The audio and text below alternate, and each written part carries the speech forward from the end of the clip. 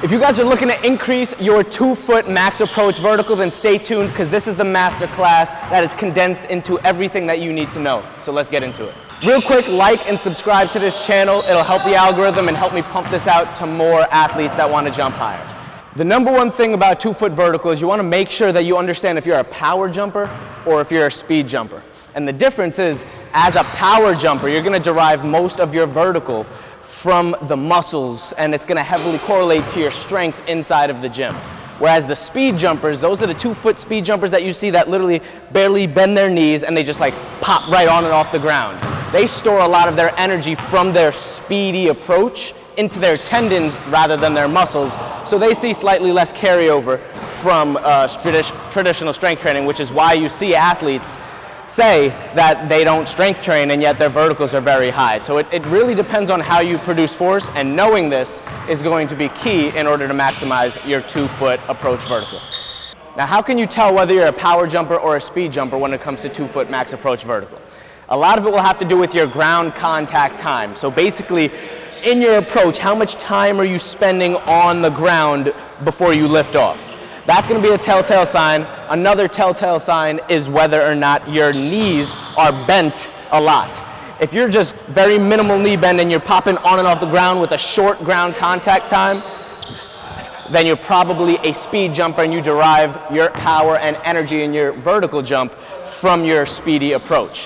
Whereas if you're getting a deeper range of motion with longer ground contact time, you're stretching the muscles, you need more time to load the spring of your muscles and tendons in order to produce that force. So longer ground contact times with more range of motion, a greater, deeper range of motion in the knees, that's going to mean that you're a power jumper. Now, whether you're a power or speed jumper, you still need to keep your center of mass back. So this is one of our main techniques as a 2-foot jumper.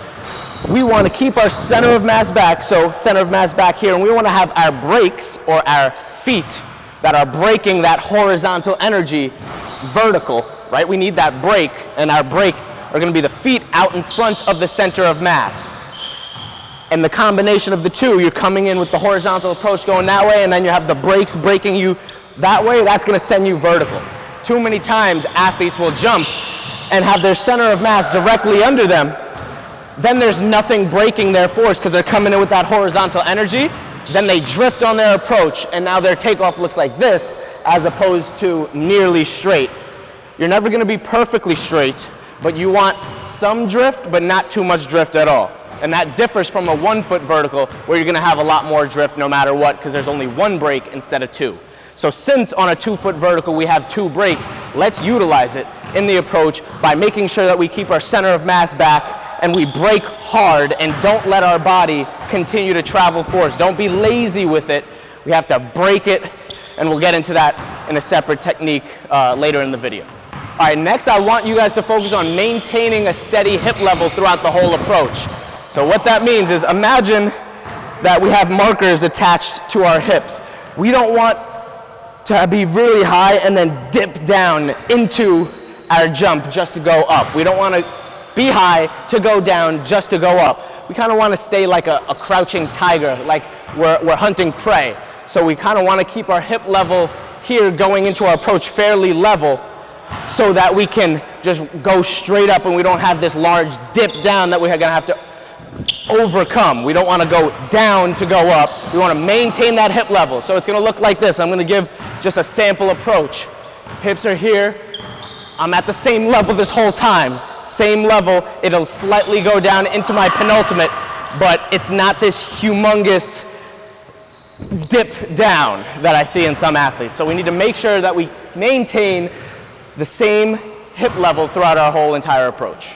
Our next key to our 2-foot approach jump is to make sure that we're maintaining a healthy, steady acceleration in our approach. Now, acceleration doesn't mean speed or top speed.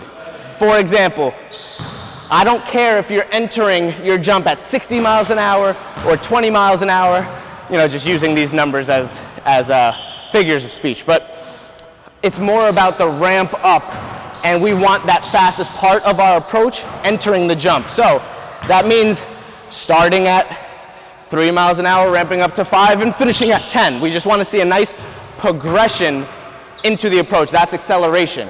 I would much rather 5 miles an hour to 10, finish at 12, rather than just be 60 the whole time.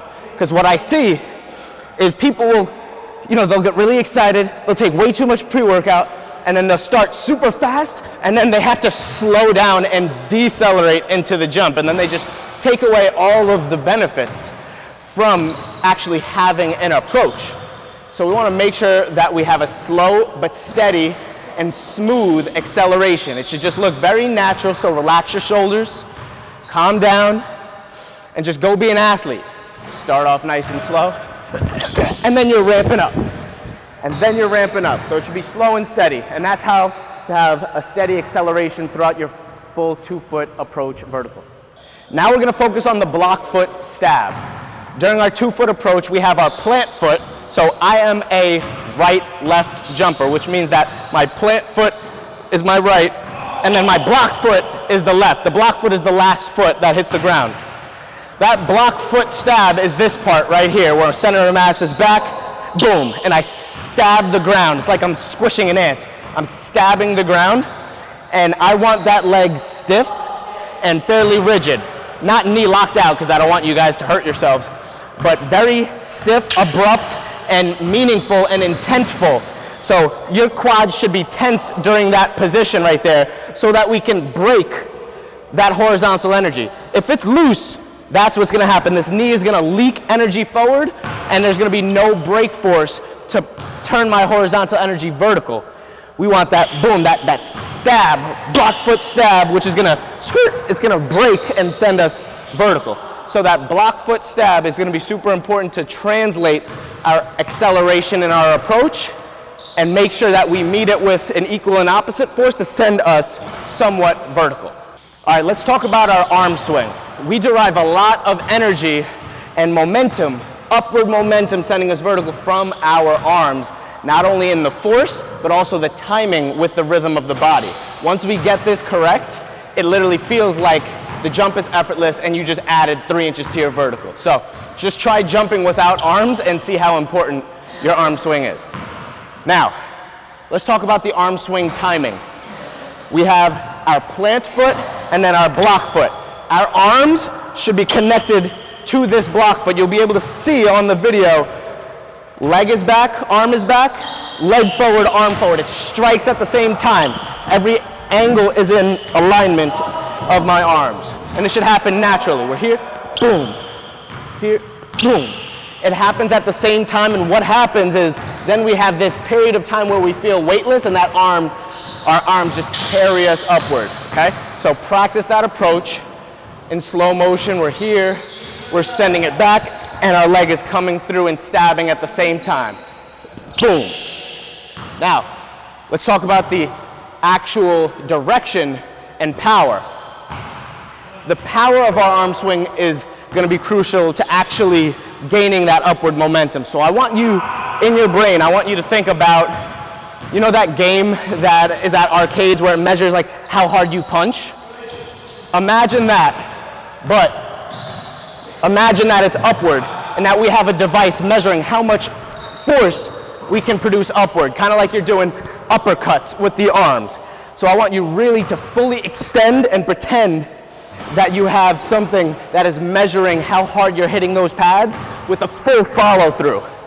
And that's gonna help maximize your arm swing. That's the arm swing power. Lastly, let's talk about the arm swing direction. Here's a hidden key that a lot of people don't talk about. I've never seen this actually talked about.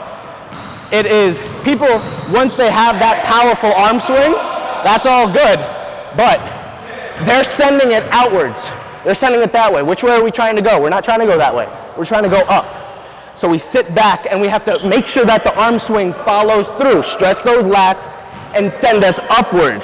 That way, we're not adding momentum that way. We're adding momentum in the direction where we want to go, which is vertical. So that's how to utilize the arm swing with our force, our timing, and the direction.